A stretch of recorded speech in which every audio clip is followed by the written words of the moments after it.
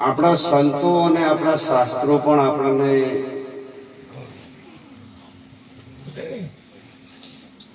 માર્ગદર્શન માટે કોઈ રૂપમાં એમનું આધિક વક્તવ્ય રજૂ કરેલું છે ને, એ પ્રસાદ આપણને બધાને મળી રહી છે. સર્વપ્રથમ તો સમજવાની ભૂમિકા પહેલી એ જ છે જીવનની અંદર. આપણે જે આ ભૂમિકામાં આવીને બેઠા, એ સદગત નિર્વાણ આત્મા તમારા અને મારા બધાના વચ્ચે હમણાં સુધી હતા. ભાઈ શાંતિ રાખજો.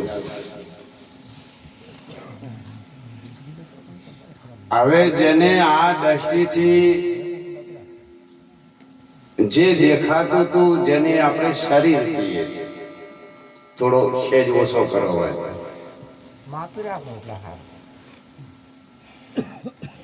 એ શરીર એટલે પાંચ તત્વનું આ શરીર. આકાશ, વાયુ, અગ્નિ, જળ અને પૃથ્વી. આ પાંચ તત્વનું આ શરીર બન્યું ને, એ પાંચ તત્વ છે ને જળ છે. સ્વયં કોઈ પણ કોઈના સંયોગ વગર કોઈ કાર્ય કરી શકતું નથી. તો પાંચને ચલાવવા માટે કરી અને એની અંદર ત્રણનો સમાવેશ કર્યો, એટલે કે ત્રણ ગુણ: રજો ગુણ, સતો ગુણ અને તમો ગુણ. પાંચને ત્રણ, આઠ. આઠનો ઠાઠ એટલે શરીર. જે આઠ વસ્તુ, આ આઠ પ્રકૃતિઓનું આ શરીર બન્યું. અને આપણે અષ્ટભુજા ભગવતી શક્તિ પણ આપણે કહીએ છીએ. અષ્ટભુજા કોઈ આઠ હાથવાળી માતા ભાળી? તમે ભાળી છે? બે હાથવાળી ઘરમાં કાયમ ફરેલી તો કદાચ ખબર હશે, પણ આઠવાળી કોઈ દાડા ઉધી જોઈ હોય મને બતાવો. ખોટમ ભાળી છે, નથી ભાળી?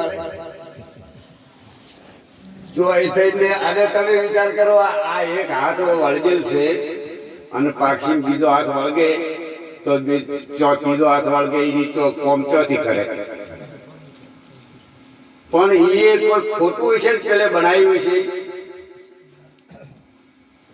એના નૈતિક સિદ્ધાંતોને સમજવા માટે જે આના પ્રણેતાઓ છે, જેની જે વસ્તુને સ્વાભાવિક પ્રગટ કર્યું, એના અનુસંધાને એમને સમજવા માટે એ પુરુષો પાસે આપણે જવું પડે, તારા પર ખબર પડે. અને આ શરીર સિવાયની આ જગતમાં બીજી કોઈ શક્તિ છે નહીં. શરીરમાં જ છે, અને આ શરીર જ શક્તિ છે.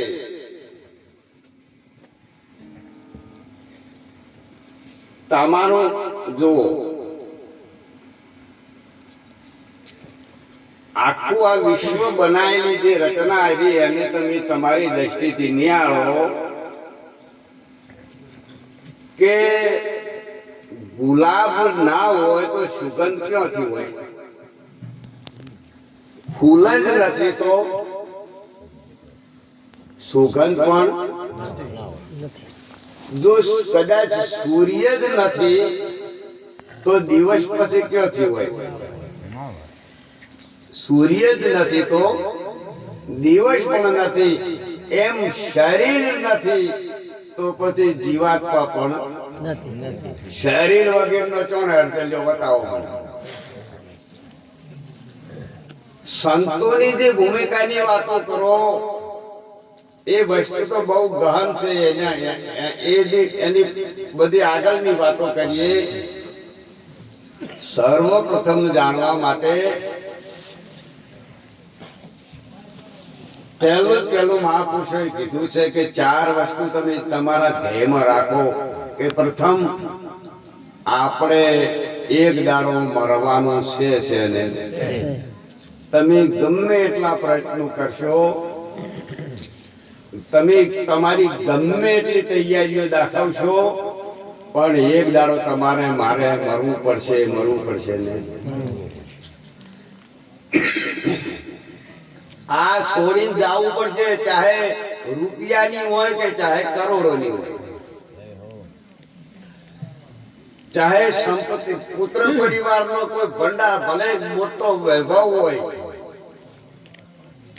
તમારી હારી 16 કિલે કળાએ ખીલેલી ભલે કાયા હોય, પણ એક દાડો આ કાયામાંથી આપણે નીકળવું પડશે, એમાં કોઈ વિનમેક નથી.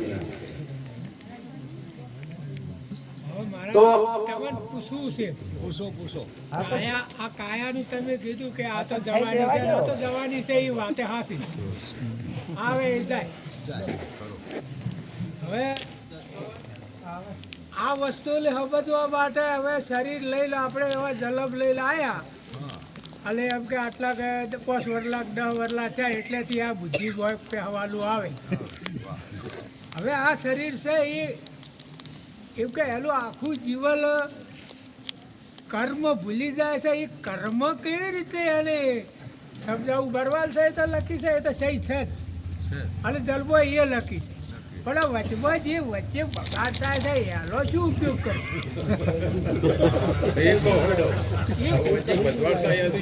આ 5નું પડ્યું 8નું પડ્યું એ વાતે હાસી. તમે પણ હવે વપરો એક વાત, આ તો આપણે મળેલા ખાતાના વચમાં કહી શકો. હું તમને બધી કોઈ પણ વસ્તુ આપણે કૂદ્યા કૂદ કરો ને તો રસ્તો ના મળે. આપણે લાઈન છે હેડવાનું છે. આ જીવને આપણે બધા આયા, બધા શાના માટે આયા? શું લેવા આયા આપણે? તમે હોય શાનો હારવા આયા તો? ના, હવે ભજન માટે નથી આવ્યા. તમે શાના માટે આયા? હવે જે કહેવા આયા છે અને જે ભળવા જે કરવા, જો ભગત લો અને યાની મળવું નથી. આપણે એમ તમારો ભળવાનું કે ઓપલી લો બાપા, કે શરીરમાં આમાં તમને બધે ઠેકાણા થઈને લઈને આવું છું, પણ તમે ઉતવાલ કરો.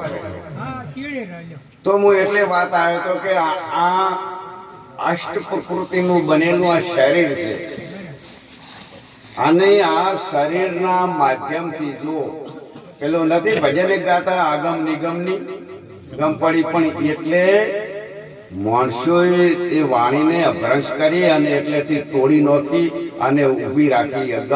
આગમ ને નિગમ 2 જ વસ્તુ લઈને મૂકી દીધી, પણ 2 નથી 3 વસ્તુ સમજવાની છે. ગમ, અગમ અને નિગમ. આ તો કોઈ ભલો સમજણો હશે ને એ જ વાત લાગશે બાપા, નકર ન લાગે. ગમ એટલે શું? આપણે ગમ છે ને, ગમ એટલે શું બાપા? ભલે કે ગમ એટલે જે હયાતી જાહેર છે. હવે આપણે બેઠા આ ગપ ના ગપ અગમ અને નિગમ. હવે મોકલો. હવે બાપા આ તાર હોય પૂરા બધા પડી જશે ને, આપણી વસ્તુની પણ બધાને ખબર હોય, પણ શબ્દનો ભેદ ના જડે એટલે ઘડી અર્થ મળે નહીં. તો શું કીધું કે ગમ એટલે શરીર, અગમ એટલે આત્મા, અને નિગમ એટલે પરમાત્મા. આ શરીરમાં આત્મા છે, એ આત્મા પરમાત્મા વડે સર્વવ્યાપી રહેલો છે. હવે વસ્તુ કેટલી કીધી? 3 ને. શરીર છે તો છે, જ્યાં સુધી શરીરના માધ્યમ વગેરે તમે એને ઓળખી શકવાના નથી. શરીર છે એ મૂળ મુદ્દો છે આ શરીર. એટલે મારો કહેવાનો સિદ્ધાંત હવે એટલે વાત લઈએ કે પહેલી મેં તમને ના કીધું કે આ ચાર વસ્તુ બહુ યાદ રાખો કે આપણે એક દાડો આ કોળિયું છોડી દેવાનું છે. બીજા નંબરે કે આ જગતમાં જેટલું છે ને એ આપણું અના મળ્યું કોઈ આપણું છે. તમે મરવાના છો ને તારે તમે ગમે એટલે ગમે આ બધા હશે પણ એ તમને કોઈ રોકી શકવાના નથી. ત્રીજા નંબરે તમારું કરેલું કર્મ જ તમારા હારે આવવાનું છે. અને ચોથા નંબરે કોઈ લઈને આયા નથી ને કોઈ લઈને જવાનું પણ નથી. ભગવાને બે વ્યવસ્થાઓ બહુ બહુ સરસ બનાવી છે કે તમારું જે કમાયેલું છે ને એને તમારે વય મૂકીને જવાનું છે અને તમારું જે કરેલું છે ને એ તમારે હાથે લઈને જવાનું છે. જો બધાએ કમાયેલું હવું લઈને જતા રહે તો આપણા ભાગમાં આવત કોઈ? આ બધી જમીન જાગીરીઓ બધું આ નેવાય લઈ જવત દાદા, કશું ભાગમાં ના આવત. પણ એ ભગવાને કોઈ વ્યવસ્થા રાખી. તમારું કમાયેલું તમે કરોડો કમાયા છો ને તો એને હાથ અડી શકવાના નથી. તમારું સાચી કમાણી કઈ કે જે આવા ધર્મના કાર્યના ધર્મના મોંડવા રોપો છો, સત્કારમાં તમારા ઓગણે આદરો છો, ઓનાથી જીવાત્માને થોડી થોડી સંસ્કૃતિનો વેગ મળે, એનો વિકાસ થાય તો એના વિચારો છે ને એ શુદ્ધ બને. એ વિચારો શુદ્ધ બનવાથી સંસ્કારોનું સિંચન થાય. એ સંસ્કારના માધ્યમથી આ ભૂમિકા છે ને એને ગેડ બે. એમને આ વસ્તુ સરળતાથી મળી જાય એવી નથી. તો ભજન ગાવા હાથે મળી જાય એવી વસ્તુ નથી. જીવન આપણને મળ્યું છે ને એ હવે એક સાખી ઉપર આપણે લઈએ.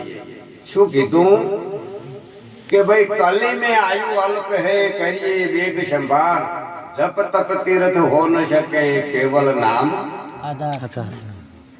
આ કલયુગમાં બહુ આયુષ આપણું ટૂંકું છે. કોઈ ભરોસો નથી કે આ શરીર આમાંથી હવારમાં દાડો ઉગે ઓમાં આપણી હશે કે નહીં. ખબર નથી કલ્પી. એ ભાઈ તું બાત ક્યું કરે કલ્પી? મેં પેલો મૂર્ખ શબ્દ વાપર્યો છે ને એ અજ્ઞાનની ખોરી મેલ્યો છે.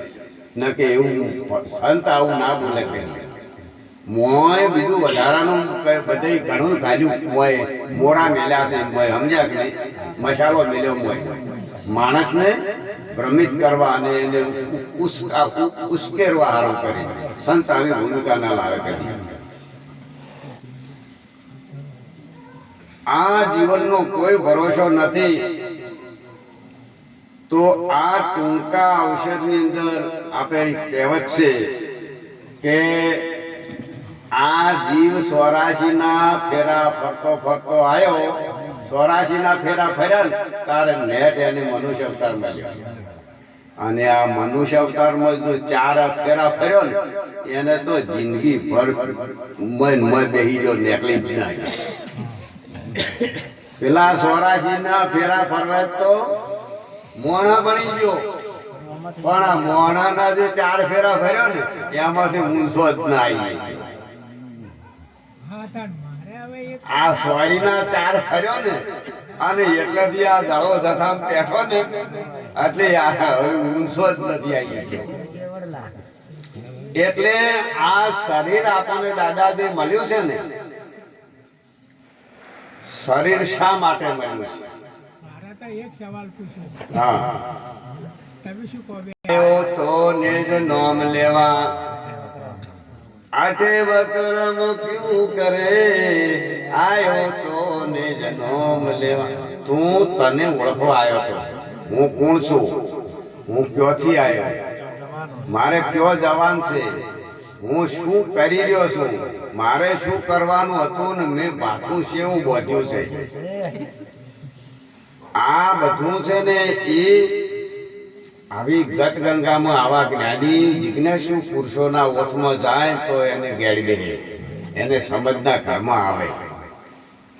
એમાં ન સમજાયું કે ભાઈ હવે બધાને ઘેર ઘેર કહેવા જ 4 મેળ આવે, પણ એમાં કીધું ભાઈ સોરી જારી મત કરો મદ મોસ દારૂ મદ પીવો જો ઓણિયા બીજા બોપણ બીજા સોરી જાય મોત દારૂ ન પીતા બધા તો હરગમાં જતા રહે કોઈ પાછા આવે જ નહીં એમે નથી કોઈ કશું ના કરે તમે ગુરુ સરને જ્યાં ભાઈ તમે પ્રતિજ્ઞા આલી સોરી જારી મોજ દારૂ ને જીવી શકે ભાઈ પહેલી પ્રતિજ્ઞા તમારે પાળવી કે આ વસ્તુ અગરસિંહ બાપુ કે ના કર લ્યો હું તો બોમણ છું મેં આ ખોળીએ લાવો તમારે જે જો હાથ મેલાવો એ મેલો કે આ ખોળીએ કદી દારૂ પીધો નથી કે મોસે કાઢ્યું નથી તો મારે પ્રતિજ્ઞા શું કરવી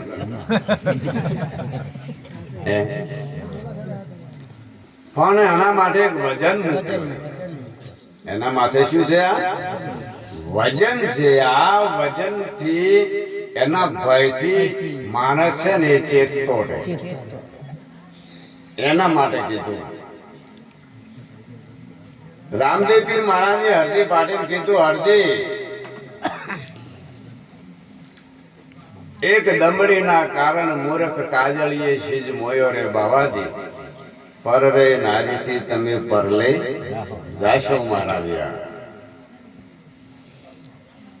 ધર્મનો મહિમા શું છે ને એ ધર્મના અનુયાયીઓ હોય ધર્મના પ્રેમીઓ ધર્મને ધારણ કરેલો હોય એમની સંગત થાય તારે આપણને ખબર પડે કે ધર્મ શું છે ભલે ભલે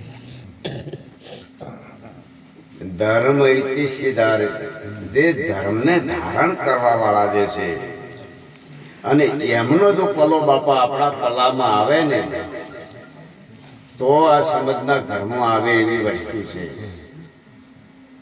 આ દેશ તો અલગ છે એ તો વાત સો શું છે અલગ?